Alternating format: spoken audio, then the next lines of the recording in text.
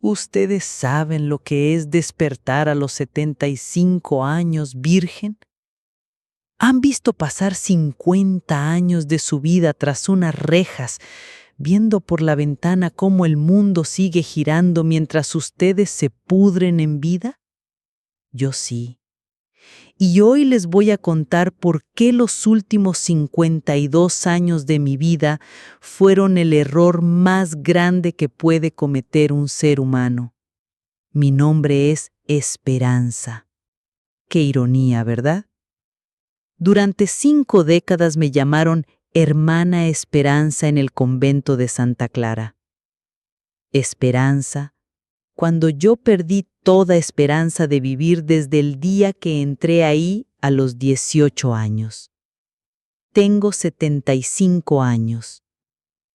Hace apenas 3 años salí de ese lugar que fue mi cárcel durante más de medio siglo. 3 años tratando de aprender a ser humana otra vez.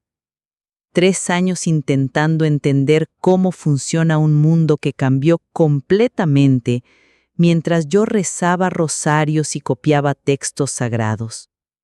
Y cada mañana que me despierto en esta cama pequeña, en este cuarto que huele a soledad y arrepentimiento, me hago la misma pregunta que me va a atormentar hasta el día que me muera. ¿Qué habría pasado si hubiera elegido el amor en lugar de Dios? La respuesta me destroza el alma todos los días, porque ahora sé, con la certeza dolorosa de quien ya no tiene tiempo para mentirse, que desperdicié mi vida entera, que cambié 52 años de felicidad por 52 años de muerte en vida, que renuncié a ser mujer por ser una sombra vestida de negro. Pero antes de que me juzguen, antes de que digan, esta vieja loca, ¿cómo se atreve a hablar así de su vida religiosa? Déjenme contarles toda la verdad, porque ustedes necesitan saber cómo una muchacha de 18 años puede tomar la decisión más estúpida de su vida y pagarla durante más de 5 décadas. Yo no nací para ser monja. Nací para ser mujer, nací para amar y ser amada, para sentir las manos de un hombre acariciando mi piel, para cargar un bebé en mi vientre, para despertar cada mañana al lado de alguien que me mirara como si yo fuera lo más hermoso del mundo. Pero me robaron todo eso. Y lo peor, lo que más me duele, es que yo misma lo permití. Durante 2 años, desde que cumplí 16, Roberto y yo habíamos construido un amor secreto, hermoso, inocente. Nos encontrábamos después de misa de 5, detrás de la iglesia del pueblo, donde crecía un árbol de guayabas que nos escondía de las miradas curiosas. Él llegaba siempre con una flor en la mano, a veces una bugambilia morada, a veces un jazmín que había cortado del patio de su praza, a veces simplemente una margarita silvestre que había encontrado en el camino.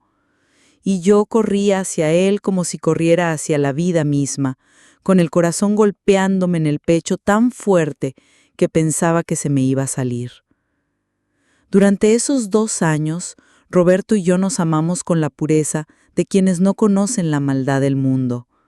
Nos besábamos bajo las estrellas, nos acariciábamos las manos como si fueran tesoros, nos susurrábamos promesas de amor eterno con la convicción de quien cree que la juventud va a durar para siempre. Nunca pasó nada más que besos y caricias inocentes, porque yo era una muchacha decente y él un caballero que me respetaba. Pero Dios mío, cómo ardía mi cuerpo cuando él me tocaba, cómo se me erizaba la piel cuando me susurraba al oído que me amaba más que a su propia vida. Roberto me hablaba de nuestro futuro con la seguridad de quien ya lo tenía todo planeado. Me contaba de la casita que estaba construyendo con sus propias manos en el terreno que su papá le había regalado. Una casita pequeña pero acogedora, con un corredor al frente donde nos sentaríamos por las tardes a ver pasar la vida, con un jardín donde yo podría sembrar flores, con un cuarto grande donde dormirían nuestros hijos. Vamos a tener muchos hijos, Esperanza, me decía, mientras me abrazaba bajo el árbol de guayabas. Niños que se parezcan a ti, con tus ojos bonitos y tu sonrisa que me vuelve loco. Y yo me imaginaba embarazada, con el vientre redondo y las manos de Roberto acariciando a nuestro bebé. Me imaginaba cocinando para él, lavando su ropa, esperándolo todas las tardes cuando regresara del trabajo. Me imaginaba envejeciendo a su lado, con arrugas en la cara pero con ojos que habían conocido el amor verdadero. Esos fueron los 2 años más felices de mi vida, los únicos 2 años en que realmente viví. Un domingo de marzo, después de misa de 11, Roberto me pidió que lo acompañara a nuestro lugar secreto porque tenía algo muy importante que decirme. Yo fui con el corazón lleno de curiosidad y de amor, sin imaginar que ese día mi vida entera iba a cambiar. Cuando llegamos bajo el árbol de guayabas, Roberto se puso pálido.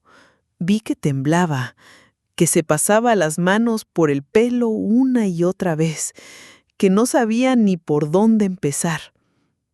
Esperanza, me dijo finalmente, con voz temblorosa, yo quiero casarme contigo. Y entonces, ahí mismo, detrás de la iglesia, con el sol de la tarde filtrándose entre las hojas del árbol, Roberto se arrodilló frente a mí y sacó un anillo pequeño de su bolsillo. Era de plata, sencillo pero hermoso, con una piedrita azul del tamaño de un frijolito. Me contó después que había trabajado 2 meses extra en el horno para pagarle al orfebre del pueblo que se lo hiciera, que había elegido la piedra azul porque era del mismo color de mis ojos. ¿Te quieres casar conmigo, Esperanza?, me preguntó con lágrimas en los ojos. ¿Quieres ser mi esposa y la madre de mis hijos? Yo no podía hablar. Se me había cerrado la garganta de la emoción. Solo pude asentir con la cabeza mientras las lágrimas me corrían por las mejillas como ríos de felicidad. Roberto me puso el anillo en el dedo con manos temblorosas y después me abrazó tan fuerte que casi no podía respirar. Los dos llorábamos de alegría, sintiéndonos las personas más afortunadas del mundo entero. Vamos a ser tan felices, Esperanza, me susurraba al oído. Vamos a amarnos para siempre. Vamos a envejecer juntos y vamos a morir el mismo día, de tan viejos que vamos a estar. Esa tarde regresé a mi casa flotando en una nube de felicidad. Caminé por las calles del pueblo con el anillo escondido en el puño cerrado, sintiendo que la vida era perfecta, que Dios me había bendecido con el amor más hermoso del mundo. Mi papá estaba sentado en el corredor de nuestra casa, fumando su cigarro de después de la comida, como hacía todos los domingos. Era un hombre serio, trabajador, con manos ásperas de tanto trabajar en la hacienda de don Aurelio desde que tenía 12 años. Mi mamá estaba en el sillón de mimbre, bordando una blusa blanca para mi hermana María, con esa paciencia infinita que tenía para todo. Les conté todo con la emoción desbordante de una muchacha de 18 años que acaba de comprometerse con el amor de su vida. Les enseñé el anillo, les hablé de nuestros planes, de la casita que Roberto estaba construyendo, de lo mucho que nos amábamos. Mi padre se quedó callado, con el cigarro a medio fumar entre los dedos. Mi madre dejó de bordar y me miró con una expresión que nunca había visto antes en su cara. El silencio duró una eternidad. Un silencio pesado, amenazante, que me fue helando la sangre poquito a poquito hasta que sentí que se me iba a parar el corazón. Finalmente, mi papá aplastó el cigarro en el cenicero de barro que mi mamá le había hecho años atrás y me miró con esos ojos negros que tanto miedo me daban cuando estaba enojado. Tú no te vas a casar con ese muchacho. me dijo con una voz tan fría que me dio escalofríos. Yo me reí porque pensé que era una broma, porque no podía creer que hablara en serio. Pero cuando vi que su cara no cambiaba, que mi madre tampoco levantaba la vista de su bordado, entendí con horror que no estaba bromeando. «Papá», le dije con voz temblorosa, «yo amo a Roberto, él me ama a mí, nos vamos a casar y vamos a ser felices». «No», me dijo sin levantar la voz, pero con una firmeza que me partió el alma. «Ya hablé con el padre Miguel, tú tienes vocación religiosa, vas a ser monja». El mundo se me vino encima. Literalmente sentí que el piso se abría bajo mis pies y que me estaba cayendo en un abismo negro y profundo. «¡Pa! Yo no quiero ser monja», le grité con desesperación. «Yo quiero casarme con Roberto, lo amo con toda mi alma». Mi madre levantó la vista por primera vez y me miró con esos ojos grises que parecían haber visto demasiado dolor en la vida. «El amor de los hombres es pecado, mija», me dijo con voz suave pero implacable. «Es tentación del demonio. El único amor puro, el único amor que vale la pena, es el amor a Dios nuestro Señor». Esa noche lloré hasta quedarme sin lágrimas. Me encerré en mi cuarto y lloré durante horas, abrazada a mi almohada, rogándole a Dios que me ayudara, que hiciera que mis papás cambiaran de opinión. Al día siguiente, mis padres me explicaron su lógica con esa frialdad que usaban para todo lo importante. Éramos pobres, muy pobres. Papá ganaba apenas lo suficiente para mantenernos con vida, trabajando de sol a sol en la hacienda. Mamá lavaba ropa ajena para las familias pudientes del pueblo, ganando unos centavitos que apenas alcanzaban para comprar frijoles y tortillas. Yo era la mayor de 5 hermanos. Después de mí venía Carlos, que tenía 16 años y necesitaba aprender un oficio para poder mantener a la familia cuando papá ya no pudiera trabajar. Después venían las gemelas, María y Rosa, de 14 años, que soñaban con ser maestras, pero que nunca podrían estudiar porque no teníamos dinero para pagar la escuela.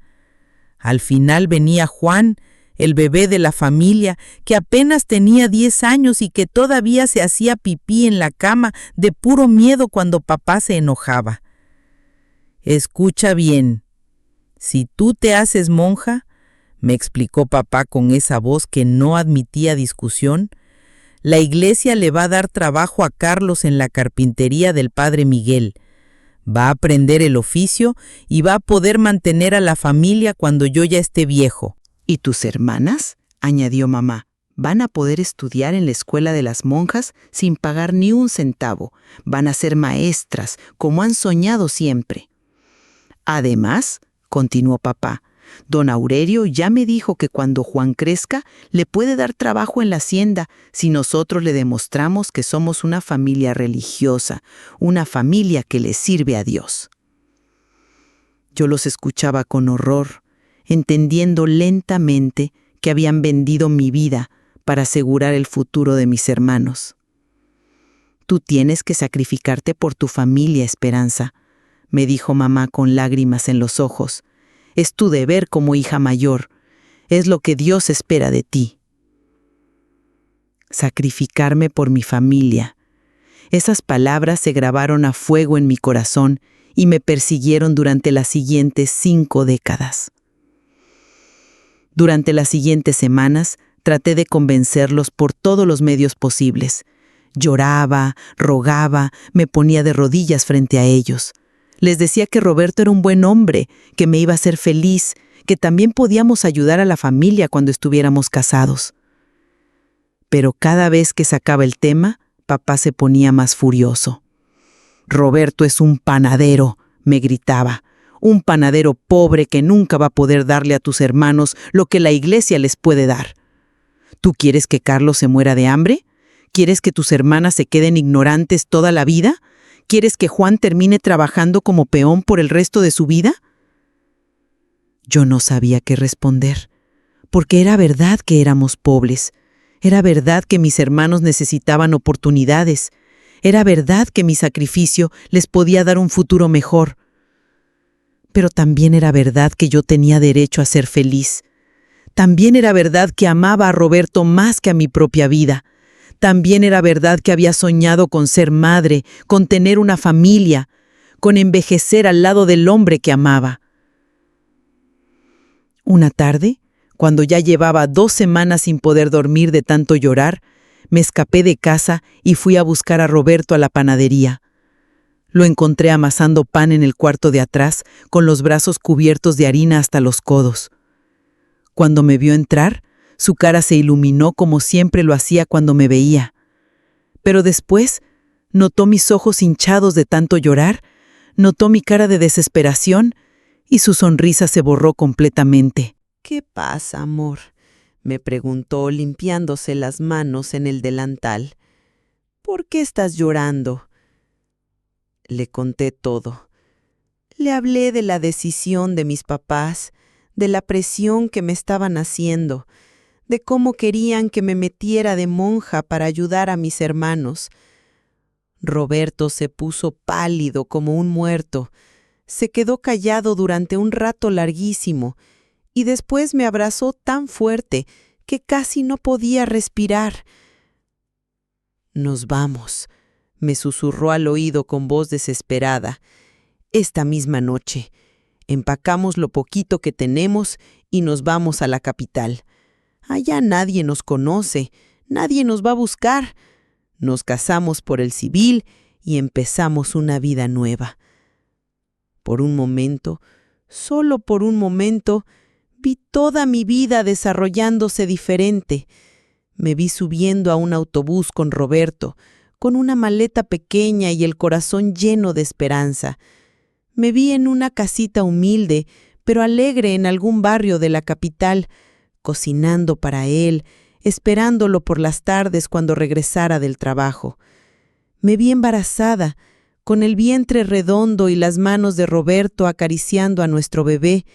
Me vi pariendo, con dolor pero también con una felicidad inmensa, sintiendo cómo mi hijo llegaba al mundo. Me vi amamantándolo, viéndolo crecer, enseñándole a caminar, escuchando sus primeras palabras. Me vi con más hijos, llenando esa casita pequeña de risas y de amor. Me vi envejeciendo al lado de Roberto, con arrugas en la cara, pero con ojos que habían conocido la felicidad verdadera. Me vi muriendo viejita, rodeada de hijos y nietos, con la certeza de haber vivido una vida plena. Todo eso vi en un segundo, una vida entera de felicidad que podía ser mía si tenía el valor de tomarla. Pero después pensé en Carlos, mi hermano de 16 años que trabajaba como puede ayudando a papá en la hacienda, cargando bultos pesados bajo el sol inclemente, ganando centavitos que apenas alcanzaban para comprar medicinas cuando alguien se enfermaba.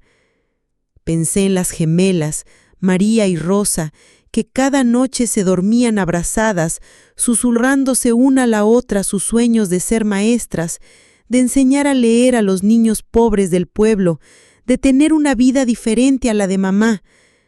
Pensé en Juan, el bebé de la familia, que todavía se chupaba el dedo cuando tenía miedo, que soñaba con aprender a leer, pero que probablemente nunca iba a poder ir a la escuela si yo no hacía ese sacrificio. Y pensé en mis papás, que se habían matado trabajando toda la vida para darnos de comer, que se acostaban todas las noches preocupados por el futuro de sus hijos, que veían en mi vocación religiosa la única oportunidad de sacar a la familia de la pobreza. «No puedo», le dije a Roberto, y al decirlo sentí como si me estuvieran arrancando el corazón con las manos. No puedo abandonar a mi familia. Ellos me necesitan. Roberto se quedó callado durante un momento eterno. Después se sentó en un saco de harina y se puso la cabeza entre las manos. Esperanza, me dijo con voz quebrada, si tú te metes de monja, vas a morir. Tal vez no físicamente, pero vas a morir por dentro. Tú no naciste para eso, amor. Tú naciste para ser mi esposa, para ser madre, para ser feliz. Yo lo sabía. En el fondo de mi corazón yo sabía que él tenía razón. Sabía que no tenía vocación religiosa, que me estaba condenando a una vida de muerte en vida. Pero también sabía que si no hacía ese sacrificio, mis hermanos iban a pagar las consecuencias. Espérame, le rogué entre lágrimas. Cuando mis hermanos ya estén grandes, cuando ya no me necesiten, yo salgo del convento y nos casamos. Roberto me miró con una tristeza tan profunda que me partió el alma. Esperanza, me dijo suavemente, los conventos no son hoteles. Una vez que entras, ya no puedes salir. Y aunque pudieras, ¿cuántos años van a pasar? ¿10? ¿20? Yo soy un hombre, amor. Tengo necesidades. Tengo ganas de formar una familia. No puedo esperarte toda la vida. Pero yo no quise escucharlo. Me aferré a la fantasía de que todo iba a salir bien, de que de alguna manera iba a poder cumplir con mi deber familiar y después ser feliz. Nos despedimos esa tarde llorando como si nos fuéramos a morir. Roberto me abrazó durante horas, me besó con la desesperación de quien sabe que está perdiendo para siempre lo que más ama en la vida. Si cambias de opinión, me susurró al oído, si te arrepientes, ven a buscarme. Yo voy a estar esperándote hasta el último día de mi vida. Pero yo ya había tomado mi decisión. La decisión más estúpida, más cobarde, más destructiva de mi vida entera. Los siguientes 3 meses fueron una pesadilla. Mis papás me llevaron varias veces a hablar con el padre Miguel, un sacerdote viejo y seco que me explicaba con voz monótona las maravillas de la vida religiosa. Ser monja es el privilegio más grande que puede tener una mujer, me decía mientras yo lo escuchaba con el alma muerta. Vas a ser la esposa de Cristo, la elegida del Señor. Vas a dedicar tu vida a orar por la salvación del mundo. Yo asentía con la cabeza, fingía interés, hacía las preguntas correctas, pero por dentro me estaba muriendo poquito a poquito cada día. Durante esos 3 meses, Roberto trató de verme varias veces. Pasaba por mi casa, me mandaba recados con amigos comunes, me esperaba a la salida de misa, pero yo no podía verlo. Sabía que si lo veía, si él me volvía a abrazar, si me volvía a decir que me amaba, yo iba a flaquear. Mis papás lo sabían también. Por eso me vigilaban constantemente, por eso nunca me dejaban sola, por eso cada vez que Roberta aparecía por la casa, papá salía con cara de pocos amigos y le decía que se fuera. El día que entré al convento fue el 15 de agosto de 1966, día de la Asunción de la Virgen María. Qué ironía, ¿verdad? El día en que se celebra que la Virgen subió al cielo en cuerpo y alma, fue el día en que yo bajé al infierno para quedarme ahí durante más de 5 décadas. Llegué al convento de Santa Clara con una maleta pequeña que contenía todo lo que me iba a acompañar en mi nueva vida. 3 vestidos sencillos, ropa interior, un rosario que me había regalado mi madrina, una Biblia y una fotografía de toda mi familia que tomé escondida porque sabía que después no me iban a dejar tener recuerdos del mundo exterior. Mis papás me acompañaron hasta la puerta. Papá estaba serio como siempre, pero vi que tenía lágrimas en los ojos cuando me abrazó para despedirse. Mamá lloró abiertamente, abrazándome tan fuerte que casi no me dejaba respirar. «Perdóname, mija», me susurró al oído. «Perdóname por obligarte a esto, pero es por el bien de toda la familia». Carlos, María, Rosa y Juan también vinieron a despedirme. Todos lloraban, todos me abrazaban, todos me prometían que iban a estudiar mucho para que mi sacrificio valiera la pena. «Vas a ser una santa hermana», me dijo Carlos con lágrimas corriendo por las mejillas. «Vas a orar por nosotros desde el convento». Yo los abracé a todos, les sonreí, les dije que estaba feliz de poder servirle a Dios, pero por dentro me estaba gritando, me estaba desgarrando, me estaba muriendo. La Madre Superiora, Sor Inmaculada, era una mujer alta y seca como palo de escoba, con ojos grises que parecían no haber conocido nunca una sonrisa. Me recibió en la portería del convento con esa frialdad que después iba a ser mi compañera constante durante las siguientes décadas. «Bienvenida a la casa del Señor, hija», me dijo con voz monótona. «Aquí vas a aprender lo que significa servir a Dios con pureza de corazón». Cuando se cerró la puerta del convento detrás de mí, supe con una certeza terrible que acababa de firmar mi sentencia de muerte, que acababa de enterrar para siempre a la esperanza que había amado a Roberto, que había soñado con ser madre, que había querido vivir. Esa primera noche en el convento no pude dormir. Me quedé despierta en esa celda fría de 2 metros por 2 metros, llorando en silencio para que las otras novicias no me escucharan. Afuera se oía el viento golpeando contra las ventanas, y yo pensé que ese sonido era como el llanto del mundo por todos los sueños que se estaban muriendo esa noche. Pero esto es apenas el principio de mi historia. Lo que les acabo de contar es solo la primera herida, la primera traición que me hice a mí misma. En la siguiente parte les voy a contar lo que realmente significa vivir 52 años en soledad absoluta. Les voy a hablar de las noches interminables en las que despertaba empapada en sudor, soñando con los brazos de Roberto.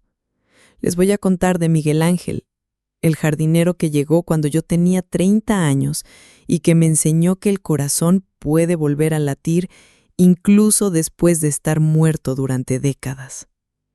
Les voy a hablar de las veces que pensé en quitarme la vida, de los momentos en que la soledad era tan profunda que creía que me iba a volver loca. Y les voy a contar del día en que finalmente entendí que tenía que salir de ahí, aunque fuera para vivir solo unos pocos años como la mujer que siempre debí ser. Porque si hay algo que he aprendido en estos 3 años de libertad, es esto. Nunca es demasiado tarde para empezar a vivir de verdad. Incluso cuando tienes 75 años y el mundo te parece extraño y aterrador. Yo desperté a los 70 años. Ustedes no cometan mi error. No esperen tanto. Si llegaron hasta aquí, significa que algo de lo que les conté en la primera parte tocó su corazón. Y me alegra, porque eso quiere decir que no estoy completamente loca, que mi historia puede servir para que otros no cometan mis errores. Si esta historia los está ayudando de alguna manera, los invito a que se queden conmigo suscribiéndose al canal. Necesitamos crear una comunidad donde podamos hablar de estas cosas tan profundas sin que nos juzguen. Ahora viene la parte más dolorosa de mi historia. La parte que me ha costado 3 años de terapia poder contar sin desmoronarme completamente. Porque una cosa es renunciar al amor cuando tienes 18 años, Y otra muy diferente es descubrir que puedes volver a amar cuando ya llevas 30 años enterrada en vida. Los primeros años en el convento fueron exactamente lo que ustedes se imaginan. Un infierno de soledad y arrepentimiento. Me despertaba todas las mañanas a las 4:30 para maitines. Me vestía con ese hábito negro que parecía un sudario y arrastraba los pies hasta la capilla como un fantasma. Durante los primeros 5 años lloré todas las noches, tapándome la boca con la almohada para que las otras hermanas no me escucharan. Lloraba por Roberto, por la vida que había perdido, por los hijos que nunca iba a tener. Lloraba hasta quedarme sin lágrimas, hasta que me dolían los ojos y se me hinchaba la cara. La Madre Superiora, Sor Inmaculada, me decía que mis lágrimas eran tentaciones del demonio, que si realmente tenía vocación religiosa, Dios me iba a dar la paz que buscaba. Me ponía penitencias, ayunar durante 3 días, limpiar los baños del convento con las manos desnudas, rezar 100 avemarías de rodillas sobre piedras. La vocación no se siente, hermana Esperanza, me repetía cada vez que yo le confesaba mis dudas. La vocación se vive. Deja de pensar en tu comodidad y piensa en servir a Dios. Pero yo no sentía que estaba sirviendo a Dios. Sentía que me estaba muriendo poquito a poquito todos los días. Durante esos primeros años recibí algunas cartas de mi familia. Mi hermano Carlos me contaba que había aprendido carpintería con el padre Miguel y que ya tenía su propio taller. Las gemelas me escribían desde la escuela normal, emocionadas porque iban a ser maestras como siempre habían soñado. Juan, el más pequeño, me mandaba dibujos hechos con colores que yo guardaba como tesoros. Pero nunca me escribió Roberto, y yo entendía por qué. El 6º año recibí una carta de mi hermana María que me partió el alma. Roberto se había casado con Esperanza Morales, la hija del comerciante más próspero del pueblo. Fue una boda muy bonita, hermana, me escribía María. Toda la gente del pueblo estuvo ahí. Roberto se veía muy guapo con su traje nuevo y Esperanza llevaba el vestido más hermoso que hemos visto. Están construyendo una casa grande al lado de la panadería. Dicen que ya esperan su primer hijo. Esa noche no lloré. Era como si algo se hubiera roto para siempre dentro de mí, algo tan profundo que ya ni las lágrimas podían alcanzarlo. Roberto se había casado. Roberto iba a ser papá. Roberto había seguido con su vida mientras yo me podría entre estos muros. Y lo peor de todo, se había casado con otra Esperanza. Era como si el universo se estuviera burlando de mí. Durante los siguientes años traté de encontrar paz en la oración, de convencerme de que había tomado la decisión correcta. Mis hermanos crecían y salían adelante gracias a mi sacrificio. Carlos ya tenía 3 hijos y un negocio próspero. Las gemelas se habían casado con buenos hombres y enseñaban en la escuela del pueblo. Juan estudiaba contabilidad en la capital. Mi sacrificio había servido para algo. Eso me repetía como un mantra cada mañana cuando me despertaba en esa celda fría. Pero cuando llevaba 12 años en el convento, cuando ya tenía 30 años y había aceptado que iba a morir ahí adentro, llegó Miguel Ángel. Miguel Ángel Herrera tenía 35 años y acababa de enviudar. Su esposa, Carmen, había muerto de cáncer después de una batalla de 2 años que los había dejado en la ruina. Habían perdido también a su único hijo, un niño de 6 años llamado Sebastián, que murió en un accidente de carro el mismo día que su madre. Miguel Ángel era un hombre destruido por el dolor, pero hermoso como un ángel caído. Tenía el pelo castaño con algunas canas prematuras que le daban un aire de tristeza profunda, manos grandes y callosas de trabajador y unos ojos cafés tan llenos de dolor que me dolía el alma cada vez que los veía. Había venido al convento buscando trabajo porque ya no tenía nada. La enfermedad de su esposa se había llevado todos sus ahorros y después del accidente no podía ni siquiera pagar el entierro. El padre Miguel, que conocía su situación, le había dado trabajo como jardinero del convento. Su trabajo consistía en cuidar los extensos jardines que rodeaban el edificio, las rosas del patio principal, los naranjos del huerto, las hortalizas que las hermanas cultivábamos para nuestro sustento. Llegaba todas las mañanas a las 6, después de que terminaran los maitines, y se quedaba hasta el anochecer. Yo lo vi por primera vez un martes de octubre, desde la ventana de la biblioteca, donde pasaba las tardes copiando textos religiosos y ordenando libros. Estaba podando las rosas que crecían justo debajo de mi ventana, trabajando en silencio bajo el sol de la tarde. Era un hombre alto, fuerte, con los músculos marcados por años de trabajo físico, pero había algo en la manera como se movía, algo lento y pesado, que hablaba de un dolor demasiado grande para su cuerpo. Al principio no pensé nada especial, era solo el jardinero nuevo, un hombre más entre todos los que ocasionalmente trabajaban en el convento, pero día tras día, sin que me diera cuenta, comencé a esperarlo. A las 3 de la tarde, cuando terminaba de organizar los libros nuevos, me acercaba a la ventana y lo buscaba con la mirada. Siempre estaba ahí, trabajando cerca de esa ventana, podando las rosas o regando las plantas con la camisa pegada al pecho por el sudor. Durante 3 meses lo observé en silencio. Lo vi trabajar bajo el sol inclemente, bajo la lluvia, bajo el frío del invierno que empezaba. Lo vi llorar una tarde mientras podaba las rosas, con lágrimas silenciosas corriendo por sus mejillas mientras cortaba las ramas secas.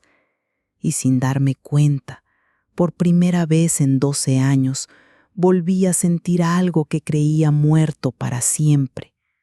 Volví a sentirme mujer. Al principio traté de ignorar lo que me estaba pasando. Me decía que eran tentaciones, que el demonio estaba probando mi fe después de tantos años de servicio. Pero cada día era más difícil. Cada día esperaba con más ansias el momento de ir a la biblioteca solo para verlo.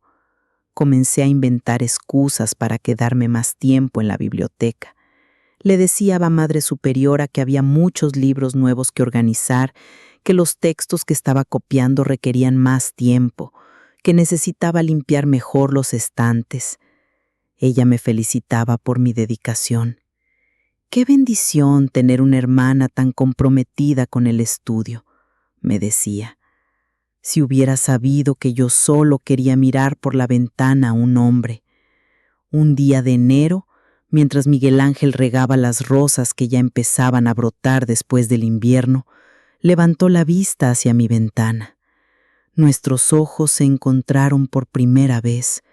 Fue como si un rayo me hubiera atravesado el cuerpo entero. Sentí que se me cortaba la respiración, que el corazón se me iba a salir del pecho.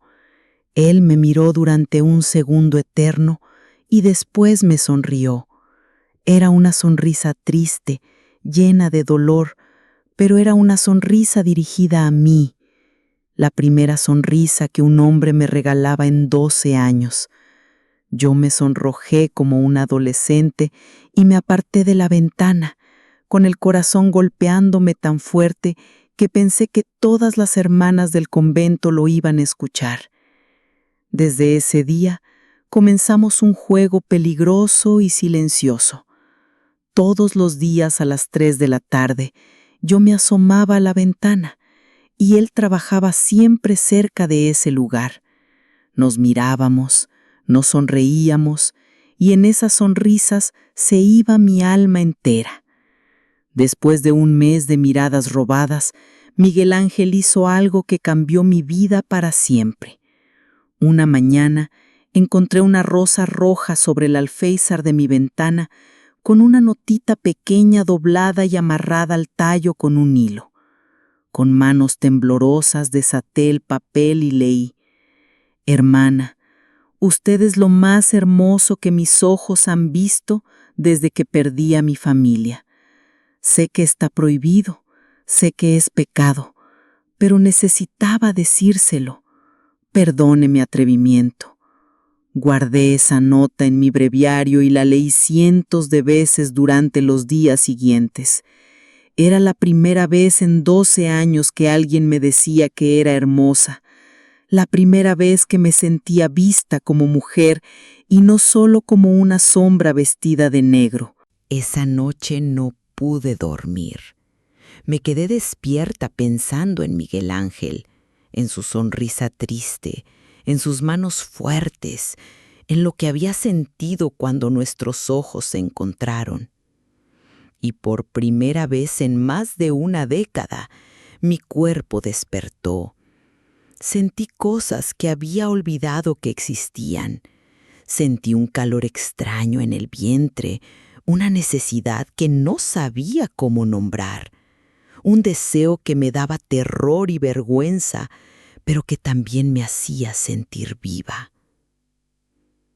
Al día siguiente, le escribí una respuesta en un pedacito de papel que arranqué de uno de los libros que estaba organizando.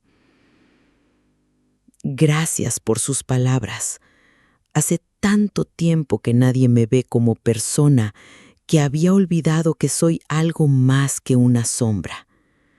También usted es hermoso y me duele ver tanto dolor en sus ojos.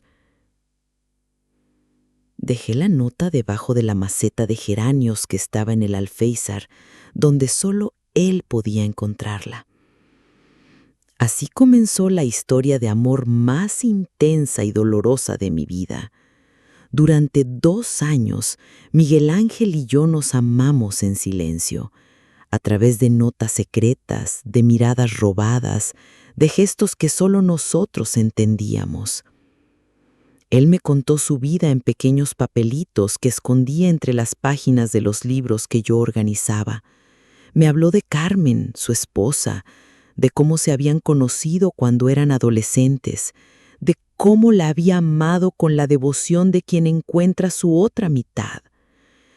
Éramos muy felices, me escribió una vez. Teníamos poco dinero, pero mucho amor. Carmen cantaba mientras cocinaba y yo llegaba del trabajo cada tarde corriendo porque no podía esperar a abrazarla. Me contó de Sebastián, su hijo, que había sido la luz de sus ojos, un niño inteligente y alegre que soñaba con ser médico para ayudar a la gente. Tenía 6 años cuando murió, pero ya leía como un niño de 10. Carmen y yo estábamos tan orgullosos de él.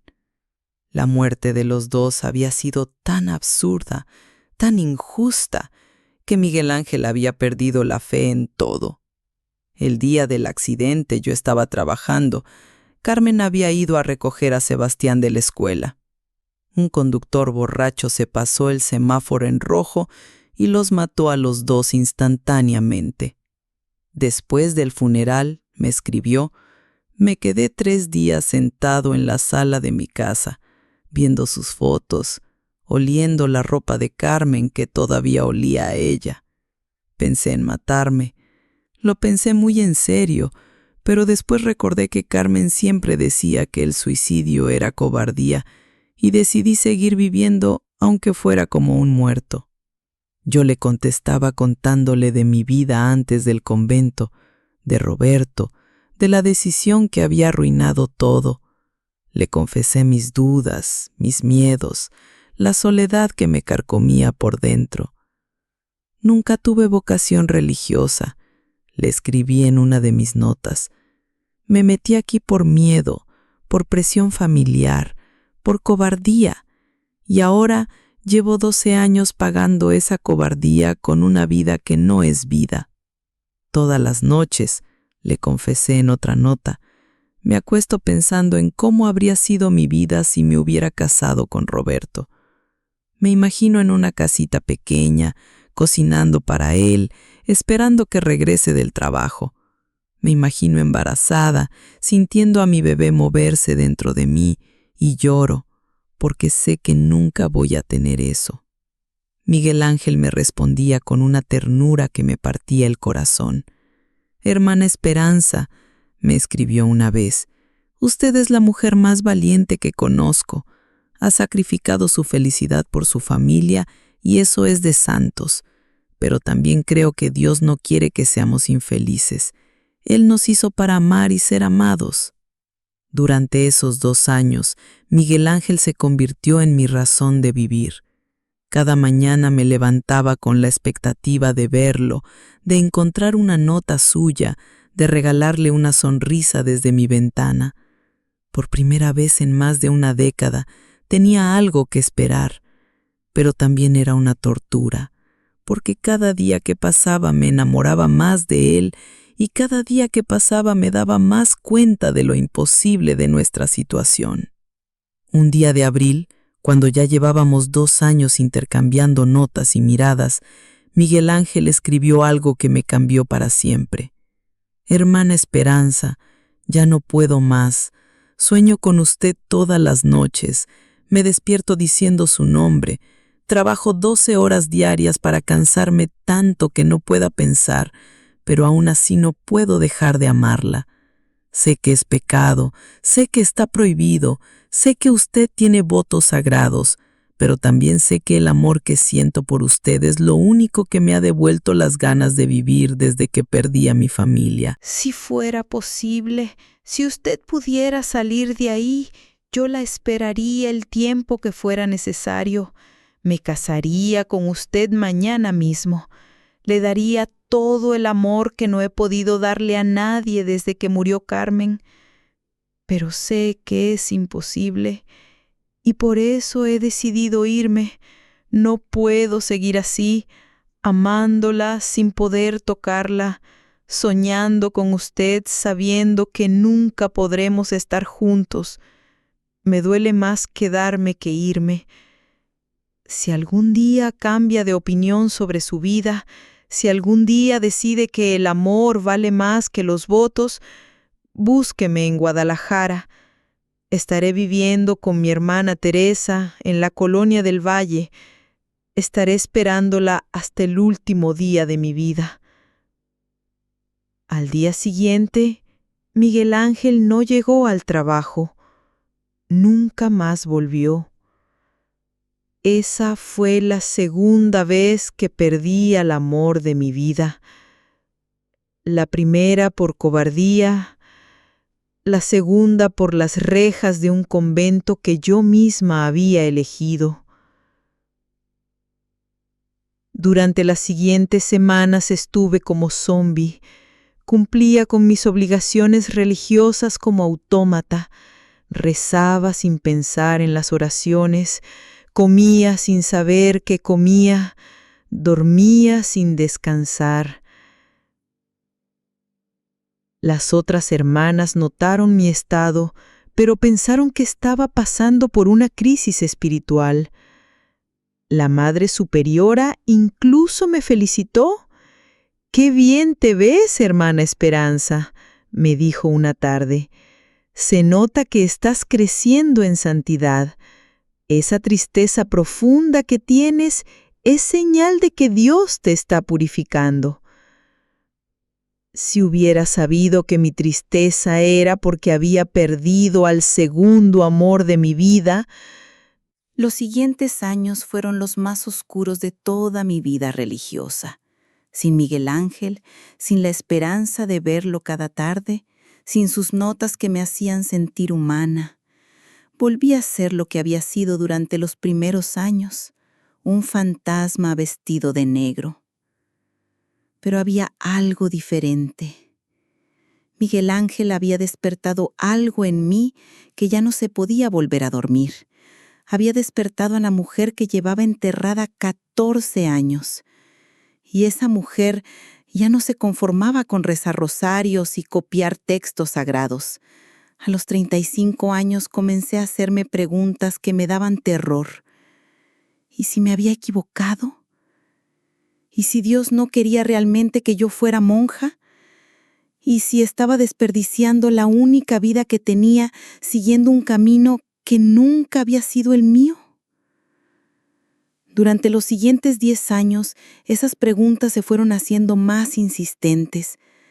Cada vez que veía pasar un avión por el cielo me preguntaba a dónde iría, qué lugares conocería.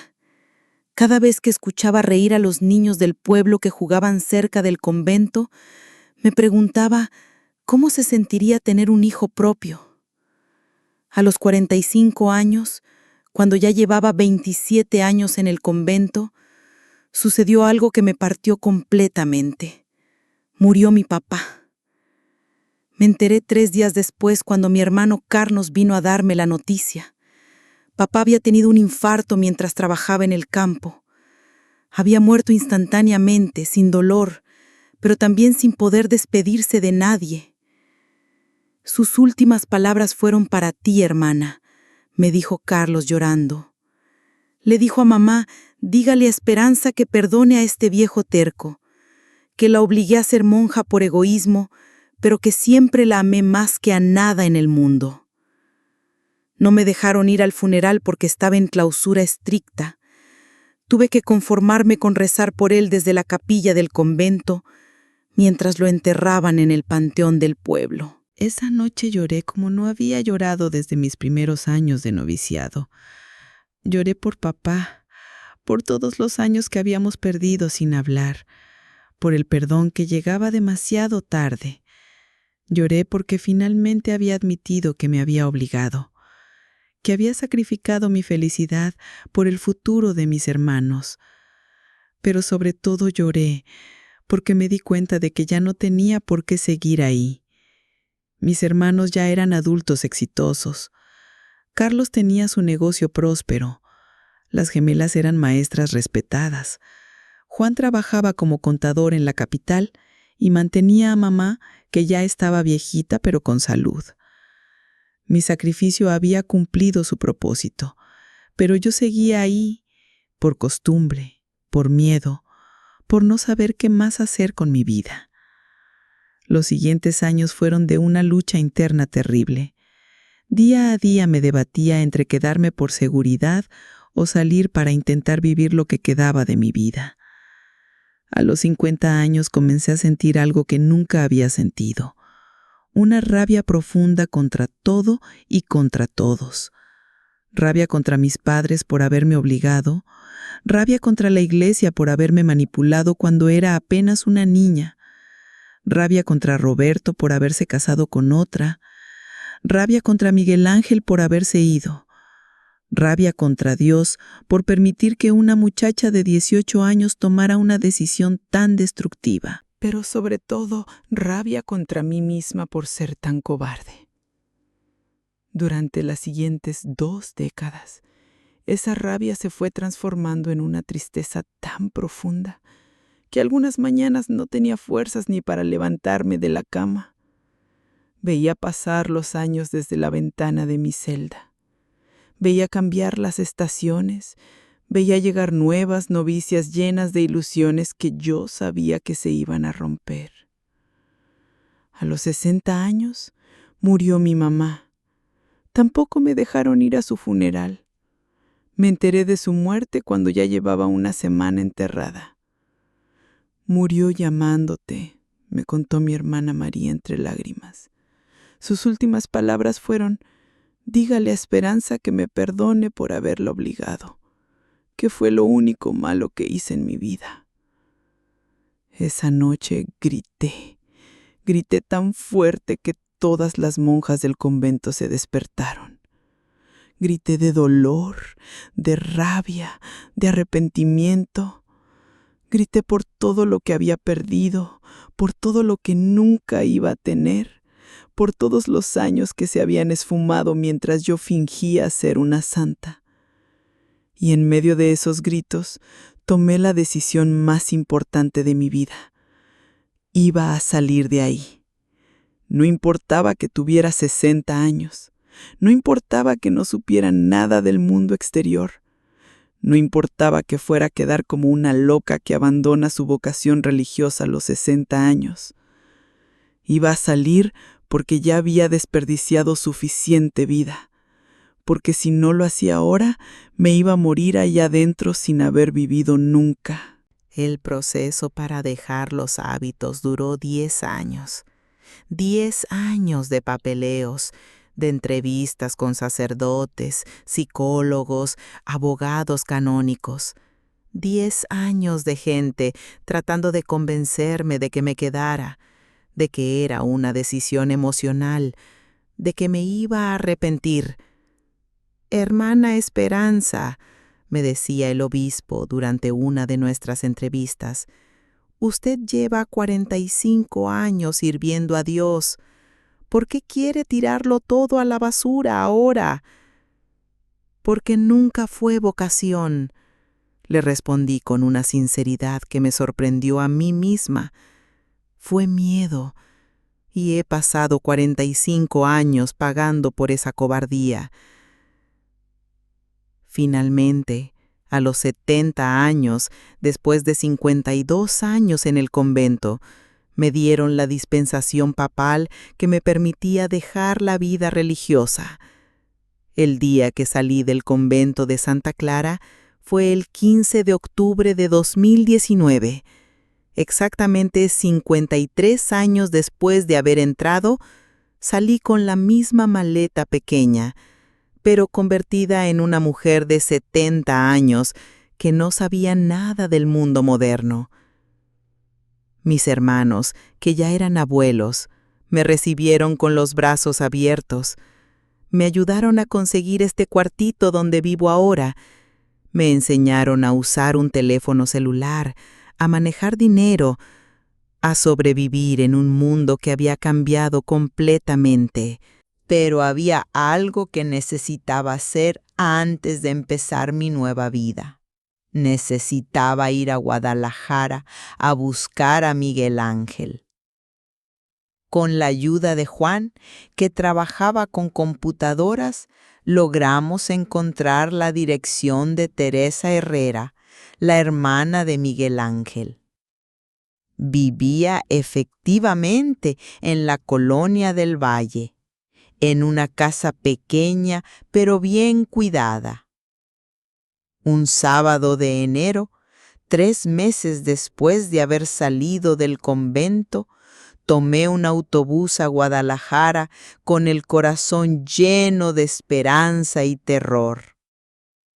Cuando toqué la puerta de Teresa, una mujer mayor de unos 65 años me abrió con cara de curiosidad. «¿En qué la puedo ayudar?», me preguntó. «Busco a Miguel Ángel Herrera», le dije con voz temblorosa. Yo soy Esperanza. Trabajó en el convento donde yo viví hace muchos años». Teresa se quedó callada durante un momento eterno. Después me miró con ojos llenos de compasión. Miguel Ángel murió hace 5 años, señora. Cáncer de pulmón. Sufrió mucho al final. El mundo se me vino encima. Después de 20 años soñando con ese encuentro, después de vivir con la esperanza de que algún día podríamos estar juntos, Miguel Ángel había muerto esperándome. «Pero pase, por favor», me dijo Teresa viendo mi estado. «Él me habló mucho de usted». Durante 3 horas, Teresa me contó los últimos años de Miguel Ángel. Había trabajado como jardinero en varios lugares. Había vivido solo. Había rechazado a varias mujeres que se habían interesado en él. Siempre decía que había una monja en su pasado que había sido el amor de su vida. Me contó Teresa, que si ella algún día salía del convento, él iba a estar esperándola. Los últimos años, cuando ya estaba enfermo, me hacía prometerle que si algún día usted venía a buscarlo, le dijera que la había amado hasta el último día de su vida, que había sido feliz de conocerla, aunque fuera de manera imposible. Teresa me regaló una caja con las pocas pertenencias de Miguel Ángel. Dentro estaban todas las notas que yo le había escrito durante esos 2 años. Las había guardado durante más de 2 décadas como tesoros. También había una carta que había escrito para mí poco antes de morir. Mi querida Esperanza, si estás leyendo esto es porque finalmente tuviste el valor de salir y venir a buscarme.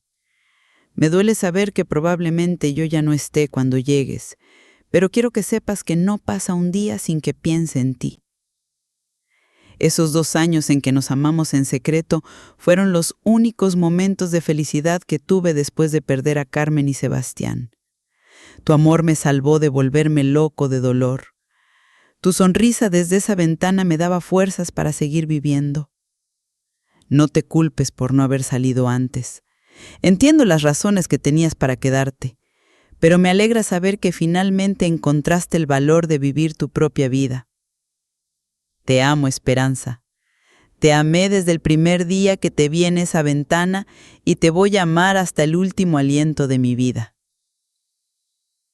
Regresé a mi pueblo con el corazón partido, pero también con una extraña paz. Miguel Ángel había muerto, pero había muerto amándome. Y yo había salido del convento, tarde pero a tiempo, para intentar vivir los años que me quedaran. En la siguiente parte, la última, les voy a contar cómo es empezar una nueva vida a los 70 años. Les voy a hablar de los miedos, de las dificultades, pero también de las pequeñas alegrías que he descubierto en estos 3 años de libertad. Y les voy a dar el mensaje más importante de toda mi historia. Nunca es demasiado tarde para empezar a vivir de verdad. Porque si yo pude hacerlo a los 70 años, ustedes pueden hacerlo a la edad que tengan. Si han llegado hasta esta tercera parte, significa que mi historia los ha tocado profundamente. Y eso me llena de esperanza, porque quiere decir que mi dolor puede servir para que otros no cometan los mismos errores. Les pido que si esta historia los ha conmovido, la compartan con alguien que la necesite escuchar. A veces, una sola historia puede cambiar el rumbo de una vida. Después de regresar de Guadalajara, con el corazón roto pero también en paz, comencé la parte más difícil de mi nueva vida. Aprender a ser una mujer libre a los 70 años. No tienen idea de lo que significa esto. Imagínense despertar una mañana y darse cuenta de que no saben ni cómo funciona el mundo, que no saben usar un cajero automático, que se asustan con el ruido de los carros, que no entienden por qué la gente camina tan rápido en las calles. Los primeros días fueron aterradores. Me quedaba despierta toda la noche porque no había campanas que me dijeran cuándo rezar, cuándo dormir, cuándo despertar. Durante 52 años, mi vida había estado marcada por horarios fijos, por rutinas que me decían exactamente qué hacer en cada momento. De repente, tenía que tomar decisiones por mí misma. ¿Qué ropa ponerme? ¿Qué comer? ¿Cómo pasar el día? Y no sabía cómo hacerlo. Mi hermano Carlos, que ya tenía 64 años y era abuelo de 6 nietos, venía todas las mañanas a enseñarme las cosas más básicas. Cómo usar la regadera con agua caliente, porque en el convento solo había agua fría. Cómo cocinar para una sola persona, porque yo solo sabía cocinar para 30 hermanas. Es como si hubieras estado dormida durante 50 años, hermana, me dijo un día mientras me explicaba cómo funcionaba el televisor. El mundo cambió completamente y tú te quedaste en 1966. Y era verdad. Para mí, los automóviles seguían siendo algo extraordinario. Los teléfonos celulares me parecían cosa de magia. Las computadoras eran completamente incomprensibles. Las gemelas, María y Rosa, que ya tenían 62 años y eran maestras jubiladas, se turnaban para venir a visitarme por las tardes. Me trajeron ropa de mujer normal porque yo solo tenía el hábito negro y 2 vestidos sencillos que me habían regalado las monjas cuando salí. La primera vez que me puse un vestido de colores frente al espejo, lloré durante 1 hora. Era un vestido azul claro, sencillo pero hermoso, que hacía que mis ojos se vieran más brillantes. Te ves hermosa, Esperanza, me dijo Rosa mientras me abrazaba. Te ves como la hermana que perdimos hace 53 años. Pero no era solo aprender cosas prácticas. Lo más difícil era aprender a vivir sin culpa. Durante las primeras semanas me despertaba a las 5 de la mañana por costumbre y me sentía culpable de no ir a maitines. Comía muy poco porque en el convento siempre había ayunos y penitencias. Me daba vergüenza reírme fuerte, caminar con libertad, sentir alegría. Una tarde, mientras paseaba por la plaza del pueblo, vi a un grupo de señoras de mi edad sentadas en una banca, platicando y riéndose. Una de ellas era Esperanza Morales, la que había sido esposa de Roberto. Mi primer impulso fue esconderme, correr, no enfrentar esa realidad. Pero algo dentro de mí me dijo que tenía que hacerlo, que tenía que cerrar ese capítulo para poder seguir adelante. Me acerqué despacio, con el corazón latiéndome fuerte. Cuando Esperanza me vio, se quedó callada. Las otras señoras también se callaron. Esperanza, le dije con voz temblorosa. Las dos lloramos abrazadas en esa plaza, frente a todas las señoras del pueblo que nos veían con curiosidad y compasión. Roberto me contaba de ti, me susurró al oído, hasta el día que murió, hace 10 años. Me contaba de la muchacha que había amado antes que a mí. Decía que había sido el amor más puro de su vida. ¿Fue feliz?, le pregunté con la voz quebrada. Sí, me respondió sonriendo entre lágrimas. Fuimos muy felices. Tuvimos 5 hijos hermosos, 11 nietos. Roberto fue un buen esposo, un buen papá, pero siempre guardó un lugar especial en su corazón para ti. Antes de morir, me contó después, me hizo prometerle que si algún día tú salías del convento, le dijera que nunca te culpó por tu decisión, que entendía por qué lo habías hecho, y que se alegraba de que finalmente fueras libre. Esa conversación me dio una paz que no sabía que necesitaba. Roberto había sido feliz, había tenido la familia que soñaba, y no me guardaba rencor por haberlo dejado.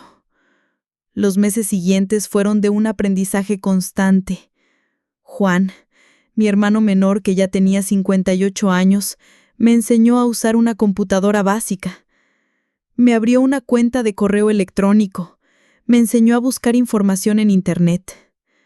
Fue ahí donde descubrí que mi historia no era única, que había miles de mujeres que habían pasado por lo mismo, que habían entrado a conventos por presión familiar, que habían desperdiciado sus vidas siguiendo vocaciones que nunca tuvieron. Encontré grupos de apoyo, páginas de Internet donde otras exmonjas contaban sus experiencias, y me di cuenta de que mi dolor podía servir para algo, para ayudar a otras mujeres que estaban pasando por lo mismo. Decidí empezar a contar mi historia, primero en esos grupos de Internet, después en charlas pequeñas que organizaban en la parroquia del pueblo, siempre con el mismo mensaje, que nunca es demasiado tarde para empezar a vivir de verdad.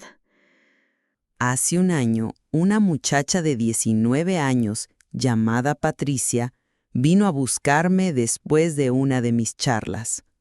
Estaba llorando desconsoladamente. «Señora Esperanza», me dijo entre sollozos, «mis papás me quieren meter al convento. Dicen que tengo vocación religiosa, pero yo no quiero. Yo tengo novio, quiero estudiar medicina, quiero tener hijos». Al verla, fue como verme a mí misma a los 18 años. La misma desesperación, el mismo miedo, la misma presión familiar. «¿Tú quieres ser monja?», le pregunté tomándola de las manos. No, señora, para nada. Pero mis papás dicen que es lo mejor para mí, que voy a ser más feliz sirviendo a Dios. Patricia, le dije mirándola a los ojos, yo tengo 75 años. Desperdicié 52 años de mi vida porque no tuve el valor de decirles no a mis padres cuando tenía tu edad. No cometas mi error. Pero es que mis hermanos necesitan estudiar, me dijo con la misma justificación que yo había usado décadas atrás. Tus hermanos van a encontrar la manera de estudiar, le respondí con firmeza. Pero tú solo tienes una vida, una sola oportunidad de ser feliz. No la desperdicies. Patricia me abrazó llorando y después se fue.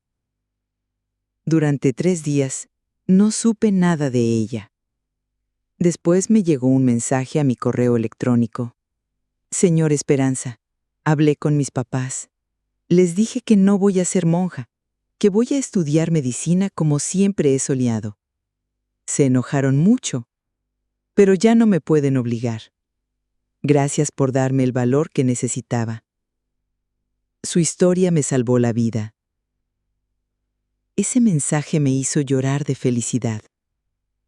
Por primera vez en mi vida, sentí que mi sufrimiento había servido para algo bueno, que mi historia podía evitar que otra muchacha cometiera el mismo error.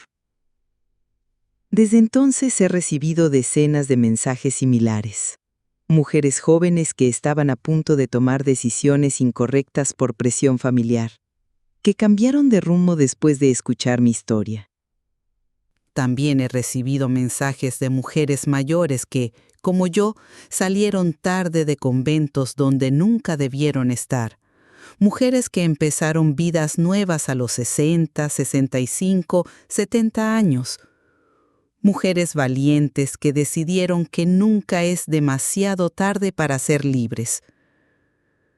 Estos 3 años han sido los primeros años reales de mi vida. He aprendido a cocinar lo que me gusta, no lo que me tocaba comer. He aprendido a escuchar música, a ver películas, a leer libros que no sean religiosos. Por primera vez en mi vida he tenido amigas verdaderas, señoras del pueblo que me han adoptado como una más del grupo, que me invitan a sus reuniones, que me cuentan sus problemas y escuchan los míos. ¿Ha sido fácil? No. Hay días en que me despierto con una tristeza profunda por todo lo que perdí. Días en que me pregunto cómo habría sido mi vida si hubiera tenido hijos, nietos, una familia propia. Hay noches en que sueño con Miguel Ángel, con Roberto, con todas las posibilidades que desperdicié. Y me levanto llorando por lo que pudo ser y nunca fue. Pero también hay días de alegría inmensa, días en que salgo a caminar por el pueblo y siento el sol en la cara sin culpa, días en que me río fuerte y no pienso que estoy pecando, días en que me siento agradecida de estar viva, de haber tenido el valor de salir aunque haya sido tarde. La semana pasada fui a visitar la tumba de Miguel Ángel en Guadalajara. Su hermana Teresa me acompañó y juntas le pusimos flores frescas a su lápida. Miguel Ángel, le susurré a su tumba, finalmente soy libre. Finalmente soy la mujer que tuviste desde el primer día detrás de esos hábitos negros. Lamento que hayamos tenido que amarnos de manera imposible. Lamento haber llegado demasiado tarde para vivir juntos los años que nos quedaban. Y si hay alguien escuchando esto que, como yo, tomó decisiones incorrectas en el pasado, que siente que ya es demasiado tarde para cambiar, quiero decirles algo. Nunca es demasiado tarde. Nunca. Yo salí del convento a los 70 años, y estos 3 años han sido los mejores de toda mi vida. Han sido los únicos años en que realmente he vivido. Si yo pude hacerlo a los 70, ustedes pueden hacerlo a la edad que tengan. El tiempo que perdimos ya no va a regresar. Eso es verdad, y duele. Pero el tiempo que nos queda todavía es nuestro. Todavía podemos decidir qué hacer con él. Yo decidí usar lo que me queda de vida para contar mi historia, para ayudar a otros a no cometer mis errores, para vivir finalmente como la mujer libre que siempre debí ser. ¿Y ustedes? ¿Qué van a decidir hacer con el tiempo que les queda? ¿Van a seguir viviendo la vida que otros esperan de ustedes? ¿O van a tener el valor de vivir la vida que ustedes quieren vivir? Yo ya tomé mi decisión. Desperté tarde, pero desperté. Y cada día que vivo como mujer libre es una victoria contra todos los años que perdí. No cometan mi error. No esperen a tener 70 años para despertar. La vida es una sola y se acaba más rápido de lo que creen. Vívanla ahora. Vívanla de verdad. Vívanla por ustedes. Y vívanla también por todas las que, como yo, perdimos la oportunidad de hacerlo a tiempo. Pero sobre todo, vívanla porque se lo merecen. Porque nacieron para ser felices, no para ser mártires. Yo me llamo Esperanza, y después de 75 años, finalmente encontré la mía. Ahora les toca a ustedes encontrar la suya.